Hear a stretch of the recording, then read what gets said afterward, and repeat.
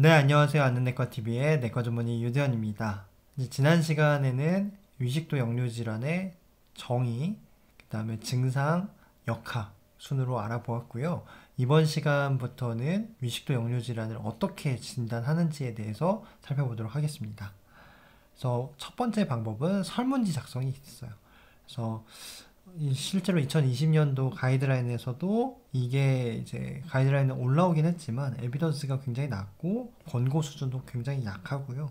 여기 보시면 강하게 동의하시는 분도 20%밖에 안 된다고 합니다.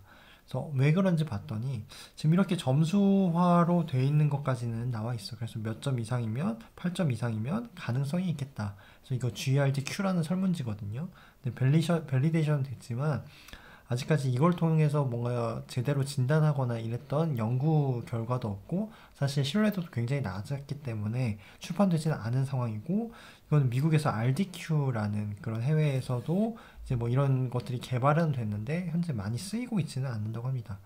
두 번째 방법은 이제 PPI 테스트라는 게 있는데, 이제 먼저 시도를 해보는 거예요. 만약에 위식도 역류 질환을 호소하는 환자가 있어요. 증상을 예를 들어서 전형적인 리플럭스, 이제 역류 증상이 있으면서 속이 쓰리다, 가슴이 아프다라고 하신다면, 그럼 이분들에게 다짜고짜 내시경을 할 수는 없다는 거죠. 대신 알람 사인, 뭐 예를 들어서 혈변을 봤다거나 연화곤란이 있다거나 뭐 고령이 있다거나 리스크 팩터가 있을 경우에는 먼저 내시경을 해봐야 되는 게 맞겠지만, 그렇지 않은 젊은 환자의 경우에서는 일단은 PPI를 시도해 본다는 거죠. 얼마 동안? 2주 동안 스탠다드 도즈로 해본다는 건데, 사실 민감도와 특이도가 그렇게 높지는 않은데 일단은 처음에 이 다이아그노스틱 PPI 테스트를 해본다는 거죠. 그래서 2주 후에 증상이 좋아졌는지 안 좋아졌는지 확인을 해본다는 거죠.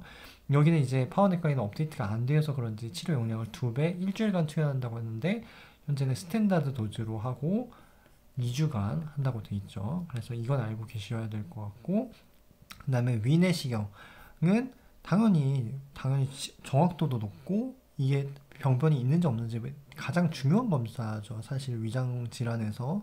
그래서 레벨 오브 에비던스는 조금 낮긴 하지만 권고 수준은 굉장히 높게 돼 있고요. 그래서 2012년도에서도 이런 식도 전방의 손상이나 합병증 혹은 뭐 그런 위식도 역류 질환 외에 어떤 뭐 종양이나 뭐 이런 것들에 의해서도 유발될 수 있잖아요. 그런 증상들이. 그래서 그런 것들을 감별해야 될 것 같고, 그렇다면 언제 위 내시경을 해야 되냐에 대한 이제 미국 내시경학회 가이드라인인데, 알람 사인 아까 말씀드렸잖아요. 그래서 알람 사인인 거예요. 그래서 주얼 블리딩의 흔적이 있다거나 체중 감소가 있다거나 뭐 삼킴 곤란이 있다거나 아니면 계속해서 토를 한다거나 이럴 경우에 하고, 추가적으로 뭐 pH 모니터링을 한다거나 이럴 때는 내시경을 통해서 이제 pH 센서를 넣어야 되기 때문에 뭐 해볼 수 있겠다, 뭐 이런 것들이 있을 수 있겠다 알고 계시면 좋겠습니다. 그래서 우리가 내시경을 할 때 학생 때 정말 많이 들었던 거 LA 클래시피케이션 아실 거예요. 근데 저는 잘 몰랐어요. 그래서 맨날 정의가 뭐 브레이크가 몇 개, 뭐 서컴피어런스를 몇 프로 돌면 뭐 C고 D다 하는데 이게 잘 안 와닿았어요. 근데 그림이 잘 돼 있어서 좀 보면 이 A 같은 경우에서는 브레이크, 뮤코살 브레이크가 5mm 미만 이렇게 나와 있는데, 이 브레이크가 하나만 있어도 되고 2개 이상이어도 상관은 없어요. 그러니까 브레이크 자체가 5mm 미만만 되면 된다는 거고, 그래서 브레이크가 뭐 여러 개여도 상관없는데 어찌됐든 5mm 이상은 돼야 된다. 그리고 여기서부터는 일단은 브레이크 개수랑 뭐 그런 5mm 초과하는 건 이제 떠나서 중요한 거는 이 서컴피어런스를 75% 미만, 여기 보시면 이게 이지 정션이거든요. 이쪽을 이렇게 75% 미만만 이렇게 돌았다는 거예요. 그래서 이게 이런 의미다 알고 계시면 좋겠고, 저는 잘 안 와닿아서 제가 좀 자세하게 지금 설명드리고 있는데, 이 75% 이상을 돌았다, 이 다 먹었다 하면 이 레벨 D라고, 그러니까 그레이드 D라고 알고 계시면 되겠습니다. 그래서 내시경 소견은 어떻게 해야 되냐. 그래서 이 정도면 이 브레이크가 5mm 미만이니까 뭐 A, 그 다음에 이 정도는 브레이크 뭐 여러 개 있지만 뭐 썰컴피어런스를 먹지 않았으니까 이거는 B다. 여기서부터는 이제 이쪽 먹었죠, 이 썰컴피어런스. 근데 75% 미만이죠. 그러면 C고 이쪽은 다 먹었죠. 그러면 D다. 이렇게 알고 계시면 되겠습니다. 그리고 여기서 또 중요한 사실은 이렇게 1호전을 심해서 나눴어요. A, B, C, D 나눴는데 그러면 우리가 D일 때 증상이 제일 심하냐? 그렇지는 않다. 여기 보면 이 뭐 이로시브, 널드, 바렛 이렇게 나눴는데 사실 이 증상이 매우 심한 정도는 모두 다 비슷해요. 사실 뭐 미란이 심하면 심할수록 증상은 이 심한 비율이 더 많아야 되는데 그렇지 않다는 거죠. 즉 병변의 어떤 이로전의 유무랑은 상관없이 증상은 심하거나 적을 수 있다. 비례하지 않는다라는 거죠. 그래서 우리가 위내시경 깨끗한데 이 사람 지금 너무 꾀병 부리는 거 아니야? 이렇게 생각하면 안 된다는 거죠. 증상은 엄청 심할 수 있다는 거죠. 그래서 그런 점은 알고 계시면 좋을 것 같고, 파워내과에서도 뭐 이런 식으로 정리하고 있는지 앞에 말씀드린 걸 한번 생각해 보면서 정리하시면 좋을 것 같습니다. 그 다음에 이제 pH 임피던스 테스트인데, 사실 저도 이거 전문의 공부하면서 이제 좀 집중적으로 좀 공부를 했던 건데, 그 내용을 이제 한번 나눠 볼게요. 그래서 2020년도 가이드라인에서는 언제 pH 테스트를 해라 라고 되어 있냐면, PPI에 반응하지 않거나 항역류 수술 시행 전에 시행을 하라고 나와 있고요. 2012년도에서는 이 비산역류, non-excidic reflux와 excidic reflux 이거를 구분하기 위해서 이제 써볼 수 있다고 되어 있는데, PPI 듣지 않는 사람들을 말하는 거죠. 그래서 이 둘을 감별하는데 이게 중요하다라는 건데, 제가 이제 excidic reflux과 non-excidic reflux가 굉장히 중요한 거는 뒤에 가서 설명드릴게요. 12년도에서는 또 정의를 했어요. pH 4 미만인 시간이 이 전체 24시간 중에 4% 이상일 경우에서는 이거 excidic reflux가 있다라고 진단할 수 있겠다는 거죠. 그래서 실제로 이렇게 웃고 계시지만 매우 힘들 거예요. 그래서 코에다가 이렇게 센서를 넣어가지고 24시간 동안 보는 거거든요. 여기 보시면 이게 그 전통적인 방법의 그 pH 검사거든요. 즉 임피던스가 빠졌어요. 그래서 이거는 이제 pH 검사를 조금 살펴볼게요. 그래서 이 파란 선 보이세요? 파란 선이 pH 4라는 거죠. 그래서 pH 4 미만으로 내려가면 이 사람은 엑시딕한 상태가 됐다는 거죠. 그러니까 이지정션 쪽으로 이 엑시딕 리플럭스가 올라왔다. 여기는 센서가 하나밖에 없어요. 그래서 이 이지정션 근처에 있는 이 센서가 이 올라오는 위액 성분의 폐하를 측정하는 건데, 폐하가 이렇게 4 미만으로 떨어져 있으면 리플럭스가 일어났겠구나, 유추를 해본다는 거죠. 여기도 리플럭스가 일어났겠구나. 근데 이 검사에 치명적인 단점이 있어요. non exceed. 그러니까 우리가 이 산성을 띠지 않는 상태에서 리플럭스가 일어나는 경우도 있거든요. 그런 경우는 찾을 수가 없다는 거죠. 그러니까 이 폐하 검사를 아무리 했는데 정상이에요. 근데도 환자가 계속 아프다고 해요. 그러면 원인이 뭘까? 이제 뭐 다른 원인이 있을까? 한때는 굉장히 막 찾아봤어요. 근데 알고 보니까 우리가 산이 아닌 성분의, 그러니까 폐하가 높은 그런 위산에 의해서도 증상이 유발될 수 있다는 거죠. 그래서 그거는 제가 이제 다음 카테고리에서 다음 컨텐츠에서 말씀드릴 건데, 일단은 임피던스 검사를 다시 볼게요. 이건 임피던스 검사인데 마노메트리처럼 막 이 촘촘하게 센서가 달려 있죠. 그래서 이거에 대한 기본 원리가, 뭐 저는 이제 막 물리학 이런 거 잘 이제 다 까먹어서 모르겠는데, 어찌됐든 간에 음식이 들어가면 이 전류의 흐름이 바뀌어서 이렇게 안으로 이렇게 U자 모형으로 내려간다. 그래서 어떤 음식이 올라온다. 그럼 이 센서를 건들 거 아니에요. 그러면 이 전류의 흐름이 바뀌어서 이렇게 내려간다. 임피던스가, 그러니까 전류가 내려간다. 그 원리거든요. 그리고 여기 보면 밑에 폐하도 있어요. 그러니까 전통적으로 썼던 검사는 이 폐하밖에 못 봤는데, 이 임피던스 검사까지 함께 볼 수 있다는 거죠. 그래서 이 pH가 4 미만일 때 리플럭스도 함께 일어났구나를 알 수 있다는 거죠.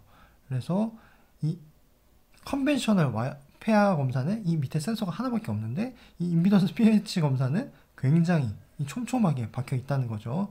그리고 와이어리스 검사도 있는데, 이 경우는 이렇게 코어에 하루 종일 하고 있으면 얼마나 불편하시겠어요, 환자분께서. 그러니까 이 위내시경을 통해서 여기다가 딱 박아 놓은 다음에 이 원격으로 보는 거죠. 그래서 이걸 다시 한번 말씀드릴게요. 여기서 보시면 제가 아까 엑시딕 리플러스와 non 엑시딕 리플러스가 중요하다고 말씀드렸어요. 그래서 A, B, C를 비교해 볼게요. 여기 위에는 임피던스예요. 임피던스를 보시면 A에서는 확실히 리플럭스는 B에서도 일어났어요. 근데 폐하를 보시면 A는 4 미만으로 떨어졌기 때문에 exceed 리플럭스로 정의할 수 있지만 B 같은 경우는 pH 4 미만까지는 안 떨어졌고 금방까지 내려갔어요. 그러면 weakly exceed reflux, 사실 non-exceed reflux라고 할 수도 있죠. C 같은 경우에서는 pH 4는 어림도 없어요. 그래서 weakly alkaline reflux라고 하는데 사실 저는 이게 리플럭스가 일어났다고 봐야 되나 뭐 애매하는데 어쨌든 이게 pH가 4 이상일 때도 리플럭스가 일어나서 증상이 생길 수 있다. 이럴 경우는 non-exceed reflux라고 한다 라고 알고 계시면 되겠습니다.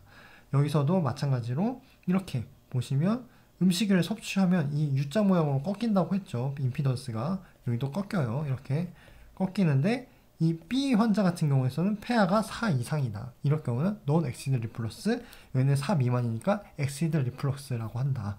알고 계시면 되겠고, 여기서도 이제 해석하는 거예요. 자꾸 반복하면 이제 와닿으실 거예요. 그래서 A에서도 이 부분에서 이제 리플럭스가 일어난 거죠. 여기서 살짝 pH 4 미만으로 떨어졌고 U자 모양으로 임피던스가 변해서 exceed 리플럭스가 잠시 일어났다. 근데 여기서 보시면 리플럭스가 굉장히 오래 남으면서 이 pH 4 미만으로 굉장히 오랜 시간 이렇게 떨어져 있어요. 그래서 이거는 꽤 오랫동안 일어났구나. 그리고 이 밑에 D는 이 초록색 바가 체크한 거예요. 환자가 증상이 있다, 나 이때 있다 라고 한 건데 이때도 증상이 있다고 보니까 실제로 exceed 리플럭스가 일어났고 이때도 증상이 있다고 했는데 이 pH 4 미만으로 굉장히 오랫동안 떨어져 있고 리플럭스도 일어났어요. 그러면 이게 exceed 리플럭스가 일어난 시점과 증상과의 연관성이 있구나까지 알 수 있게 된다는 거죠. 마치 홀터 검사랑 비슷하네요. 그래서 우리가 non-exceed 리플럭스를 전통적인 pH 모니터링을 통해서는 알 수가 없었어요. 임피던스를 안 하기 때문에. 근데 우리가 임피던스까지 함께하는 그런 pH 모니터링 검사에서는 non-exceed 리플럭스를 찾을 수 있다. 그리고 이런 와이어리스 검사가 있어서 코에 넣지 않고 검사를 해볼 수도 있다. 그래서 그런 내용이 이렇게 파워넷과에 정리가 되어 있고요. 그래서 위식도 검사에 대한 정의까지 제가 말씀드렸어요. 그 다음에 이제 마노메트리. 마노메트리도 지난 제가 컨텐츠에서 말씀드렸었죠. 그래서 언제 하냐. 역류성 식도염인데 마노메트리 해야 되나? 하는데 이게 아까 제가 지난 강의 이제 증상을 말씀드릴 때 설명드린 것처럼 우리가 속쓰림 증상이나 흉통 이런 것들이 아칼라지아 뭐 이런 것들 때문에 발생할 수도 있기 때문에 다른 식도 운동 질환을 배제하고자 할 때는 시행해 볼 수 있다는 거죠.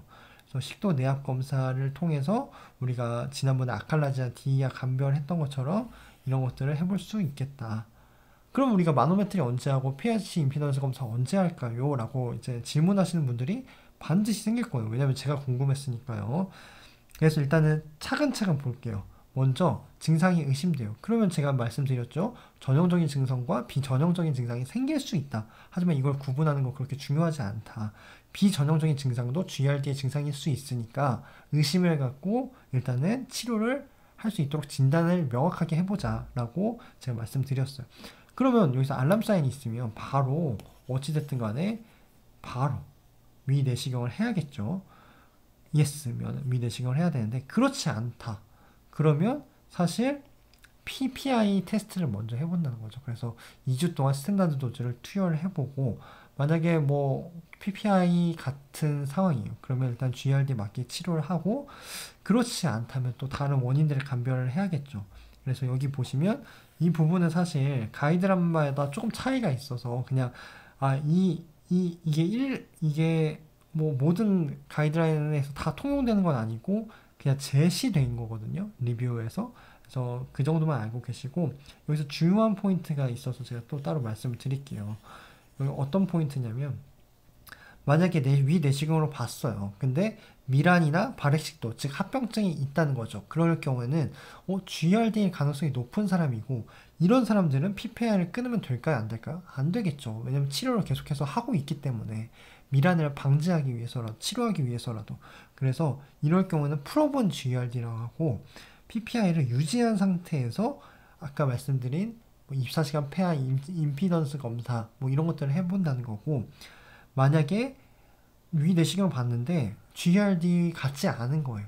너무 깨끗해요. 뭐 너드리 있거나 이런 걸 수도 있겠죠. 그럴 경우에서는 일단은 PPI를 빼보고 검사를 해본다는 거죠. 그래서 이게 프로본 GERD와 언프로본 GERD의 차이고, 그것에 의해서 우리가 이 사람이 엑시드 리플럭스인지 논 엑시드 리플럭스인지 이제 구분을 할 수 있다는 거죠.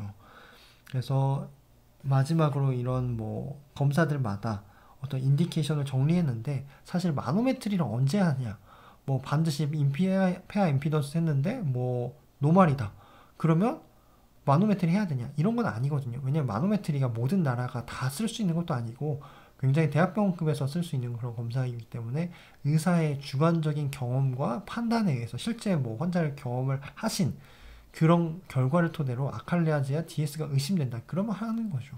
그래서 인디케이션은 딱 이렇게 있지만 뭐 명확하게 언제 뭐 해라 이런 건 아니다 라는 것만 알고 계시면 되겠습니다.